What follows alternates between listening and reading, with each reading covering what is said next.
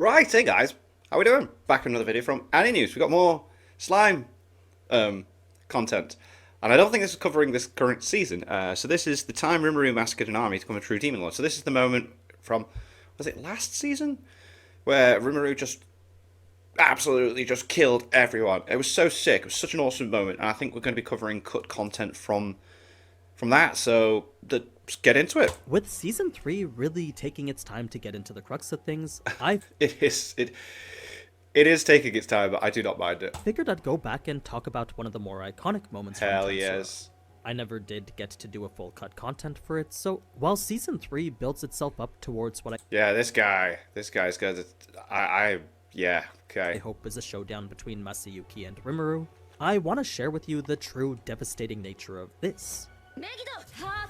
Oh, this moment was so sick. Oh my god, let's go. Let's go. There was quite a bit of genius behind how it happened, and the novel goes super in-depth into what Rimuru was doing here. There was even a side story in the manga showing the perspective from one of the soldiers. Oh, that's cool. An interesting subplot that was far more emotional than you may think. So, if you're curious to know the full extent of this pivotal moment from Tensura, Hell then stick yeah. around as I'll be going through all of it. Let's do it. The best place to start is this moment here.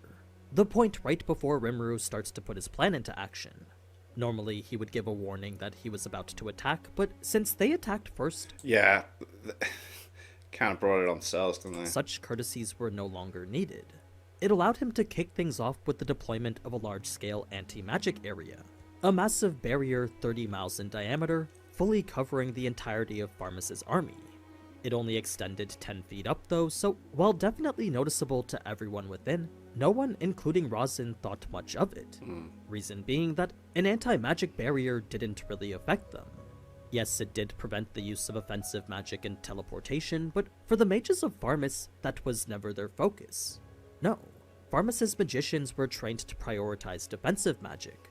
Only after, if they had the opportunity, would they ever do more and provide strengthening and support spells.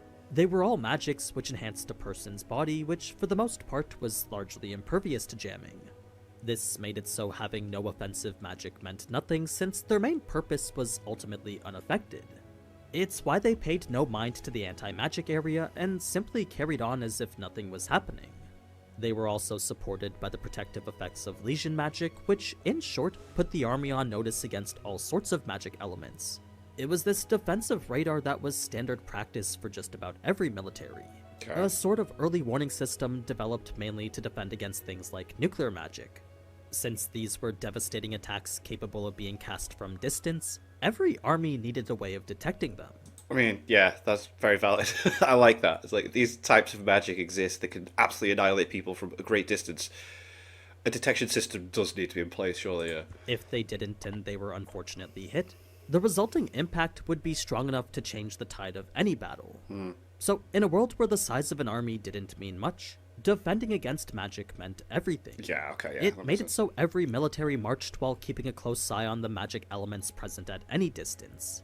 This was of course no different for Pharmus, since the enemy they were dealing with was after all a large number of Magicborn. It had led them to keep a stiff guard up against every magic. This is where Rimuru's genius starts to come into play, since his new magic made all such defense measures useless. It found a literal hole in the way these barriers worked, and Okay, made it this is so his own interesting. magic could pass through that hole. To give a bit more context, barriers in this world simply functioned by blocking the flow of magicules. Okay. Since aspectual magic worked by intervening with the laws of physics through magicules, all one had to do to negate it was simply block those magicules. Prevent the magicules from entering and the magic will disperse right along with it. Okay. That being the case, unless a magic itself was stronger than the effects of the barrier, the magic wouldn't be able to apply its effects beyond the barrier. It was a core principle that was pretty much the same for elemental magic too. Since elemental magic intervened with physics through the power of spirits, all one needed to do to negate it was put up a barrier supported by a stronger spirit. Think of it like an arm wrestling match between elementals, Okay. a test of strength in which the stronger prevailed. So, this was the way it worked with pretty much every magic.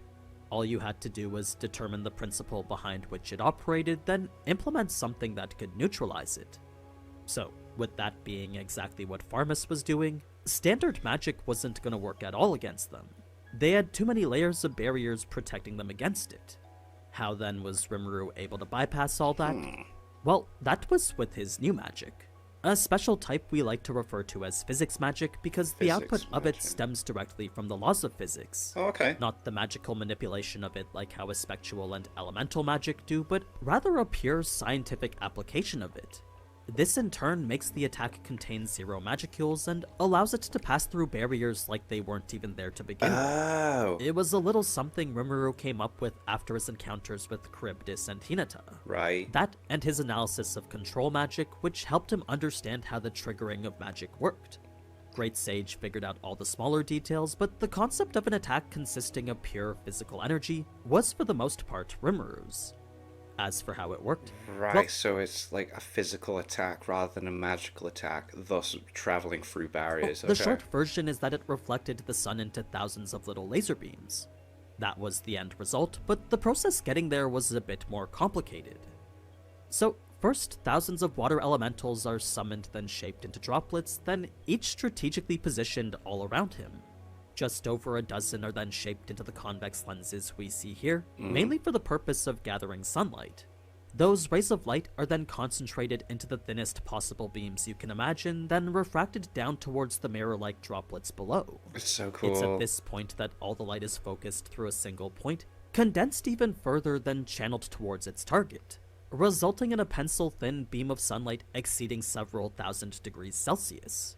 So, this was quite the devastating attack, Really only made was, my stronger by God. the short time it took to set up, along with the shockingly minimal energy required to cast it.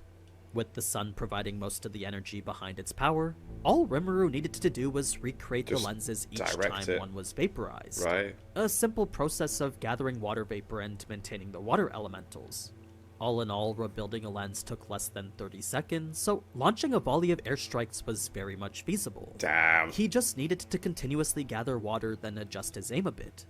Aiming wasn't even that difficult either, since Magic Sense identified every soldier perfectly. Oh. It was nothing more than child's play to adjust the droplets and have them reflect the beams to where each soldier was most vulnerable. In fact, while death did come to each and every person equally, some were tormented longer than others. Rimuru was pretty eager to add to the chaos, so in order to make them despair even more, every now and then he'd deliberately aim at someone's arm, leg, or torso. Oh, to He keep didn't them kill alive. them or put them out of their misery, but instead let them scream to make things more gruesome. Right. He made it so that terror was a core part of the process. Oh, damn. So, this Dark was side Rimuru's Rimuru. magic Megiddo, and it was a new magic which took the sun's energy, channeled it, refracted it, then unleashed it. An efficient AoE spell that dished out destruction in waves. The first flash of light killed over 1,000, then the next a Jeez. whole another 1,000. In an instant, panic was spread across the battlefield. No one had any idea what was happening, and of the ones who did eventually come to realize it, they would either beg for mercy or fall into panic. The once confident Knights of Pharmus were now broken. The manga actually highlights the perspective of Right, one of it's these the side knights, and story, the right, way it's cool. done is surprisingly emotional. It's its own side story focusing on him, a knight who's also the lone father of these two children. The initial premise builds upon the question of, is God real? To which we find out the knight doesn't think so. To him, no god would be cruel enough to take his kids' mother away from them. Fast forward now to the day of the massacre, and though the knight doesn't agree with Pharmus's motivations, he still fights because he has to. It was all he could do in order to protect his family. So, he neither fought for God nor the kingdom, since from what he could tell, the promises of both were empty. There was no true purpose behind the speech their king gave, and the sermon from their archbishop had zero meaning either. No, the only reason this man fought was for his family. It Family. didn't matter whether Yeah. he agreed with the majority or not, since for him and the people that mattered most in his world, this was all necessary. It was a morally gray area highlighted by the rookie knight he was in charge of. Although the rookie found issue with what the majority fought for, the knight made it clear it was easiest to just turn a blind eye to it. It was then that the first wave of light started to hit, and in the process slaughtered everyone around him. Moments later would come his turn, but not instantly like all the others. A hit to the chest would knock him and his pendant over, leaving him struggling to reach for the only memento he had of his children. Oh. It was a peculiar act that somehow attracted the attention of Rimuru. This would lead him to fly over and investigate the pendant himself, revealing his full form to the knight laying in front of him. Cool. So, the knight, now confronted by this harbinger of death, could do nothing but beg and plead for the sake of his family. If there was one last thing that he could possibly do for them, it was to repent for the sins he and his fellow knights committed and hope that that would be enough to spare the rest of the kingdom. Reason being that, despite the mask Rimuru was wearing, the knight could tell underneath was a tension tighter than anything. He knew that if the demon in front of him wanted to, he could very easily go after his family and everyone else. Yeah. It was contrary to this knight's expectations, though, that Rimuru would instead do the unthinkable. He would give the knight back his pendant, whisper calmly into his ear, then put him out of his misery, albeit reluctantly. This changed the knight's perspective completely because while the demonic wings made him think otherwise, the face Rimuru revealed along with the words he spoke both indicated quite the opposite. They provided absolute peace to a man right before death. This changed his very perspective on the world too, since while before he believed God not to be real, standing before him now was a god.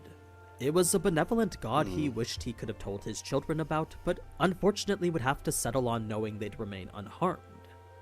So, this to me adds quite a bit of layers to Rimuru's massacre, since not only does it give one example of the likely many who had their own reasons to be there, it also showed how Rimuru didn't go unaffected by it. Although it was subtle, to say the deaths of so many didn't weigh on him wouldn't be accurate. It was just a necessary action to protect the people in his world, the exact same reason that this knight was here. Now, to switch back to the absolute destruction of it all, a lot can be said about just how minuscule Rimuru made them look. Battle-hardened mercenaries met the same Yeah, it was like so effortless. fate as grunts, so despite their being famed fighters and world-renowned champions, each and every one met an inglorious end just like everyone else. The Temple Knights quickly reacted and cast multi-layer barrier, but no amount of training could prepare them for this. Sure, their composure was certainly impressive, but impressive was all it was as a single beam of light killed all of them. Jesus. It was as if the person attacking waited for them to activate their barriers, then cut them down Just to after show just them to show them how useless it was. Brilliant, yeah. The noble knights were granted life the longest, since in an effort to seek out any escape that they could, they unsurprisingly began to attack each other. It was an ugly display of crazed madness Rimuru permitted to continue. Rasen's personal apprentices could only accept their helplessness too, but what pained them more than not being able to cast magic was the fact that they had no idea what magic was killing them.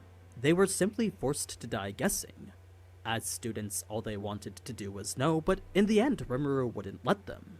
So it didn't matter who it was because everyone got to experience their powerlessness equally.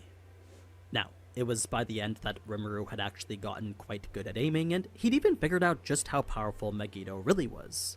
You see, with only a slight time lag between when the sun is channeled and when it's released, Rimuru calculated he could fire it from 6,000 miles away and still hit his target in only milliseconds. It was a minute delay far faster than any human could possibly react to. Of course, he couldn't do all this without the help of Great Sage, but the computations were never something he was planning to do anyway. Oh my god, that's amazing. In any case, it was when Rimuru had finally descended that the destruction he saw caused him to falter quickly. Albeit very brief, he did consider that perhaps maybe he went a bit overboard. Now, the confrontation with the king was pretty much the same, minus a whole bunch of excuses that pissed Rimuru off even more. It led him to shoot off the king's leg too, leaving him maimed for the second time. Rimuru did cauterize the wound with dark flame, but it was only out of necessity to keep the king alive. He had no other reason than that to do anything else for him. This brings us now to Merciless, which aside from the effects we saw in the anime, does have a few others that are actually quite brutal. Like, we know Merciless lets Rimuru choose whether the survivors live or die, but what you may not know is that that choice remains forever. Even if he let them go and sometime later they decided to plan revenge, Merciless could take their soul whenever he wanted. Oh my god. The instant they were deemed an enemy by Rimuru, Merciless's effects became inescapable. This even worked for the people who fled the battle at the beginning, since no matter how far they'd gotten away, the fact they were identified as an enemy at the beginning of the battle made it so Merciless could kill them too. There were truly no survivors from this incident. Wow. Just the king, Rayheim, and Rasen. So that was the full detail behind Rimuru's Massacre. That's sick. A show of power mostly necessary, but also just the slightest bit self-fulfilling. For me, I think it was just as much for revenge as it was to revive everyone. Either way, a message was sent loud and clear, and it solidified Rimuru's lasting position in the world. But yeah, that's pretty much what I wanted to talk about. Now, before I go, a huge thanks again to Nikkei for sponsoring this video. They've been a returning sponsor for quite some time now, so if you want to show them love and support the channel in the process, you can do so using the link down in the description. But anyway, as always, thank you so much for watching, and if you enjoyed this type of anime content, then you already know what to do. So until next time, ciao. Very cool. I like learning how it actually worked and stuff. But then that side story with the guy, let's just trying to look after his kids and that, and seeing Rimuru, how he dealt with that. Very, very cool. It's interesting that he's done cut content from this, but I do get it. It's like we're waiting for something to happen in this current season. Very, very intrigued, especially when they introduced that blonde-haired guy, and it's just like the way his ability works. Intrigued where the story is going. But thank you to my patrons. If you want to have your name at the end of every video and want to be able to watch Patreon-only reactions, such as the original Dragon Ball series, the link's in the description to the Patreon page. $1 a month is all I ask to help support the channel. It's greatly appreciated. Thanks for that. Thank you all for watching. What do you guys think of that? What do you guys think of this? Click like, subscribe if you haven't already. Leave comments down below. Let me know that I should watch and discuss in future videos. And I'll see you guys all next time.